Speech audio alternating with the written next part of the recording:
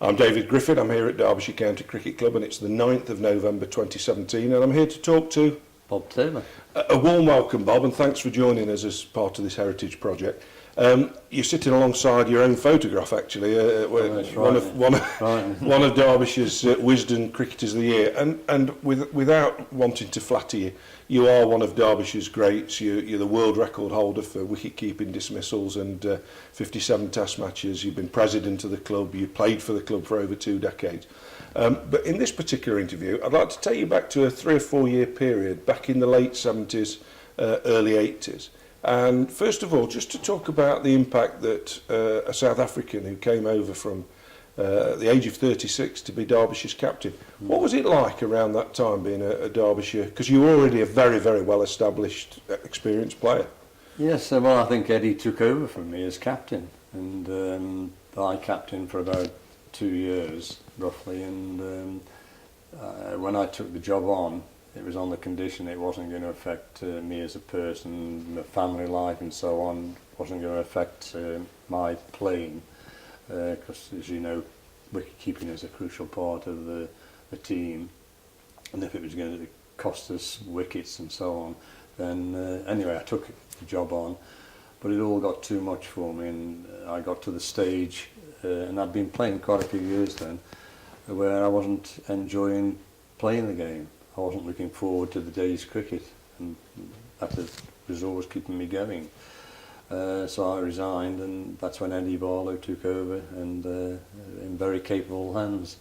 But it all changed because Eddie was a big disciplinarian, and I think he started the teams, the counties running round, and more physical PE and so on. And I think it was Eddie who started it. Now you taken for granted that the counties, the England team and so on, they're keeping fit, and I think it was Eddie who started it all. Well, I certainly remember as a young boy people from other counties giving Derbyshire the bird when they went out to do the warm-ups and everything back then, because as you say, it is unheard of to that day. But it must have made a difference because, of course, Derbyshire began to improve, didn't they?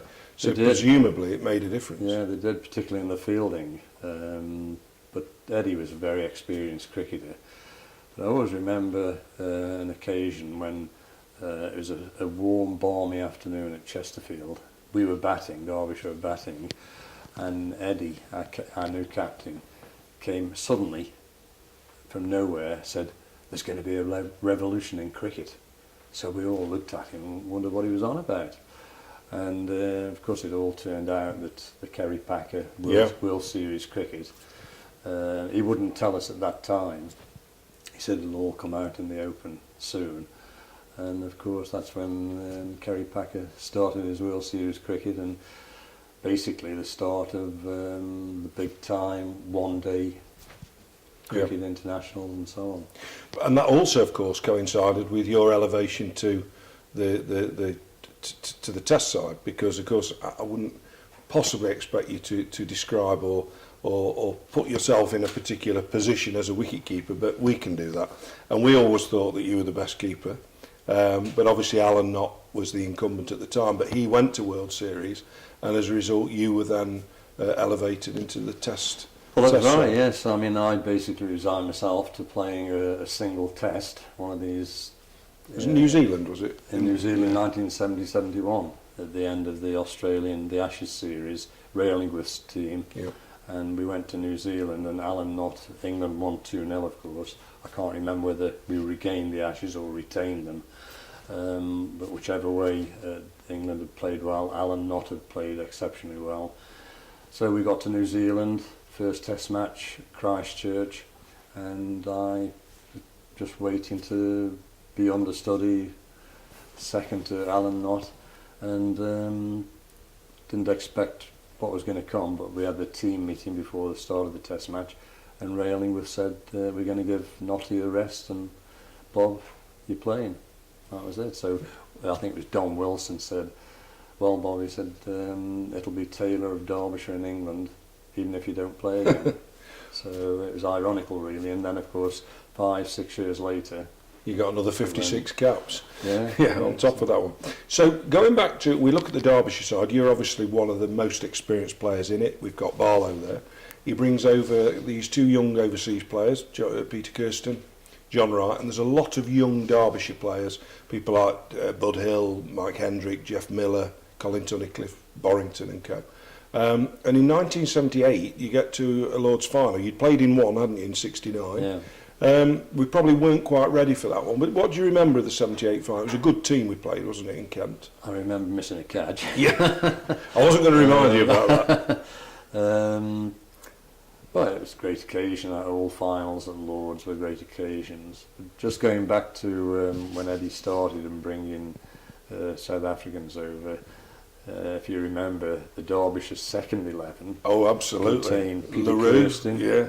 Garth LaRue and Alan Lamb. Yeah. And then it came to that they'd all come over as young South African cricketers, and we couldn't believe it playing for Derbyshire, Yeah. but that was Eddie's influence. Yeah.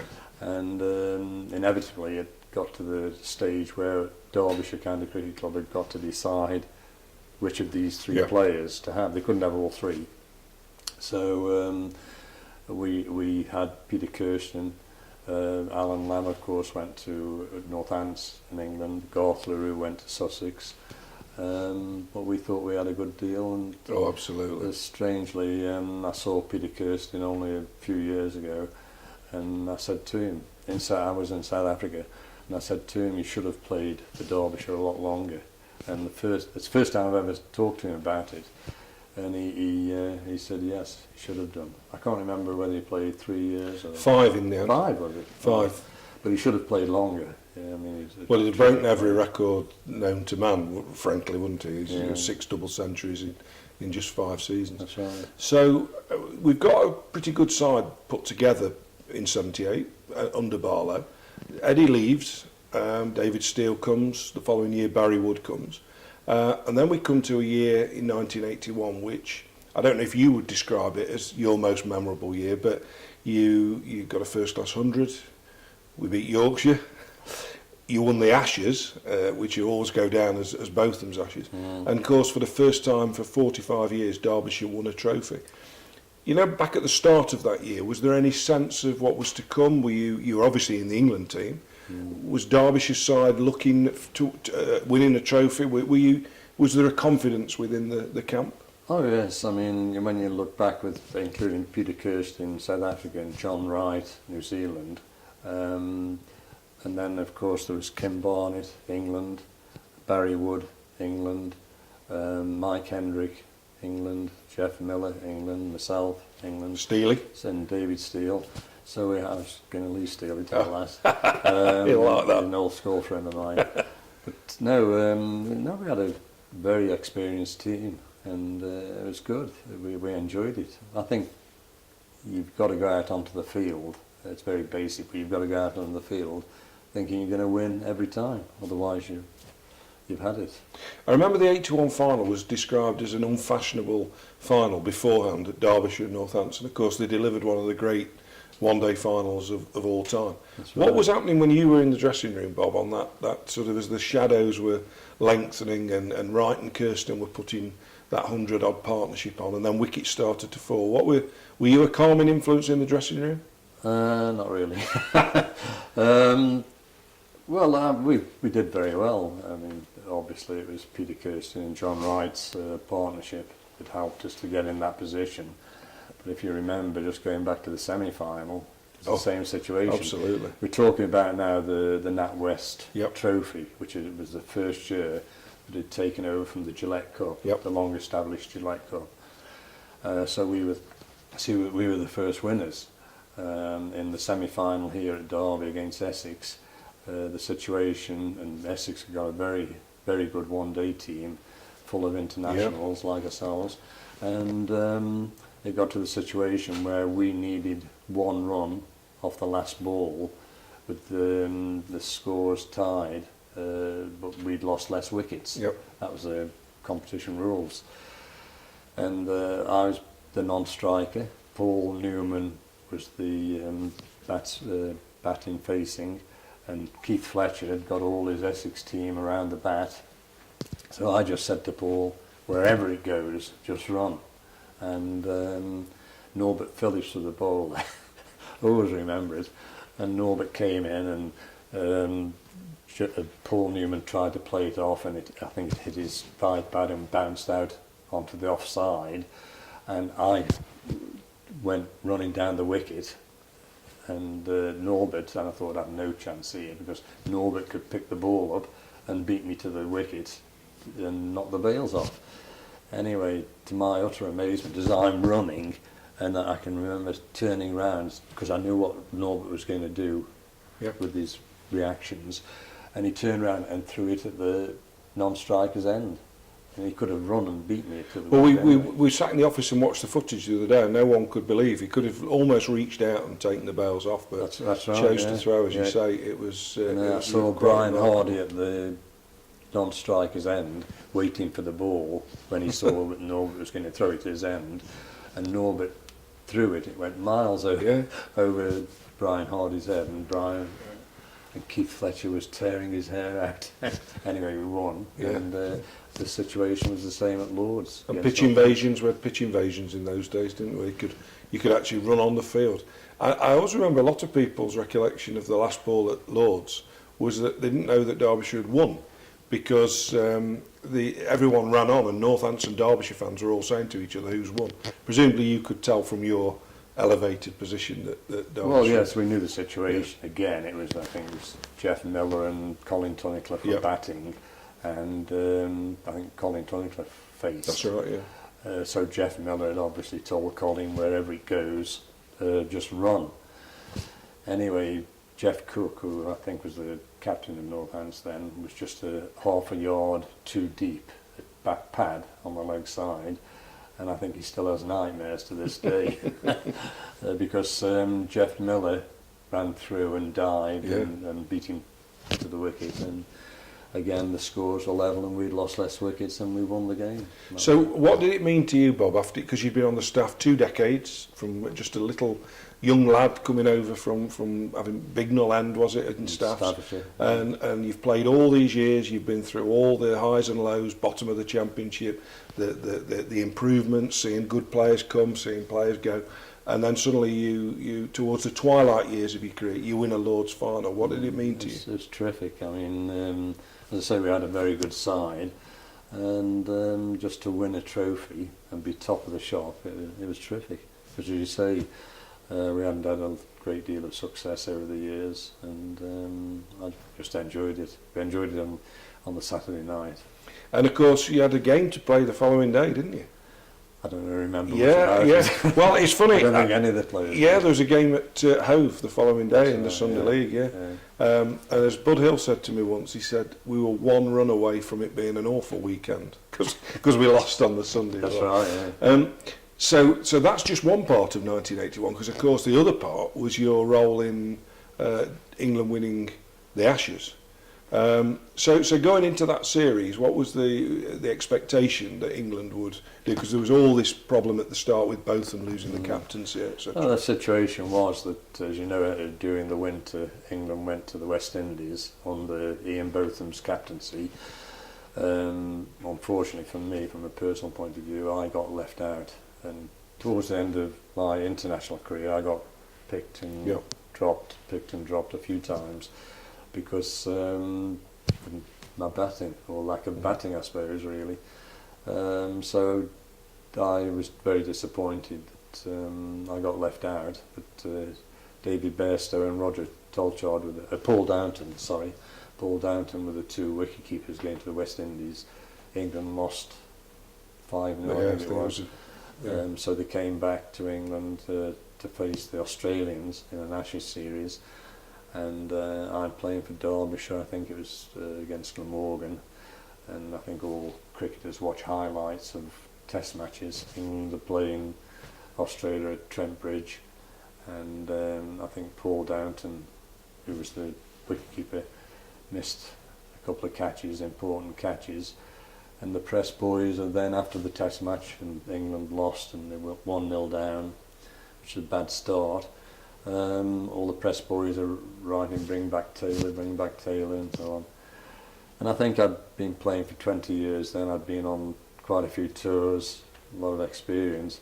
I can honestly say this it was a nerve-wracking experience walking through the grey skates at Lord's, because the first day of a test match, Ashes test match against Australia, wherever it is, but particularly at Lord's, when you arrive at the ground first thing in the morning, there's always lots of spectators, particularly MCC members, queuing around the ground before the turnstiles open, waiting to get good positions in the pavilion, and they're saying good luck and all this and the other. It was a nerve-wracking experience, really was, after all the things I'd been through. Anyway, as you know, the match was drawn, nothing happened really. I think I took a couple of catches.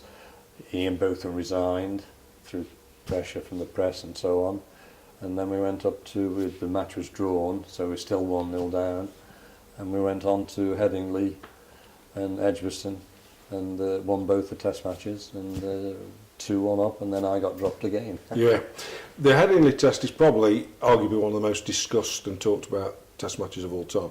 Famously, England followed on, and both of them got 149, then Willis took 8 for 43. You were obviously behind the stumps, taking a few catches in that particular innings. Was there, again, what was the mood like then? I mean, there's, if you listen to people, there are 500,000 people who reckon they were there at Headingley that day, but obviously they weren't. Did you sense that the game was yours for the taking, or was it always a nerve-wracking No, it wasn't couple of hours? until, I mean, without saying anything against Ian Botham, a fantastic cricketer, but I think personally, and a lot of people thought that Ian was better doing his own job, and he wasn't really captain material. Ian will never admit it, but he's better getting on with his own game, and it proved it in that test match. Because the atmosphere in the dressing room on the Wednesday, the day before the test match started, for practice, when England brought back Mike Brealey, the atmosphere was totally different in the dressing room. Because Mike was a well-respected captain. He knew that he knew the game through and through. His degree in psychology or psychoanalysis always stands him in good stead, because he knows when somebody wants kicking up the backside to get the best out of him, or to coax him along to chat. And Mike was a terrific captain. But on the Monday, when we were losing by an innings, I think it was Sunday or Monday, can't remember now, but I vividly remember at Headingley, it was the first time they used a new digital scoreboard. We were losing by an innings. I'd got a bat next but one, and we're in the players' dining room, and there's only myself, Mike Gatting, who sadly just got out, and Bernard Thomas, the England physio. We're the only 3 England people in the players' dining room. All the Aussies are on the next table, and suddenly the Aussies are pointing out towards the ground, towards the new digital scoreboard. So Mike Gatting and I are keeping a low profile, getting on with our lunch, and Mike Gatting was shoveling it down, Fat Gat as they call him. Anyway, I turned round and saw that the digital scoreboard, Ladbrokes odds. England 500 to 1 against, Australia 7-2 on. So at first I looked around and saw that, I looked again, thinking they'd put an extra 0 on, and it was 50 to 1, not 500 to 1. So I turned, and the Aussies are still pointing to the ground, and so I looked around again, it's still 500 to 1. So I said to Mike Gatting, I said, and this was long before the days of the scandal, match fixing and betting and so on, but we were betting for ourselves. So I said to Mike Gatting, I said, do you fancy a bet on that, 500 to 1? So, oh no, he's too busy shoveling his food down him. Anyway, I said, well, I am. So I went downstairs, I put my grey flannels on, got a couple of pound coins, and went outside the pavilion, and there's always a crowd of Yorkshire kids asking for your autograph, and if you don't sign, they call you big head and all this. So I'm signing the autographs, and I asked one of the fathers, what time is it, because I'm batting next, and we you want to finish? Missed out. Do you want Missed to out. finish? We'll come back to this one, Bob. Thank you very much. Okay. Thank you.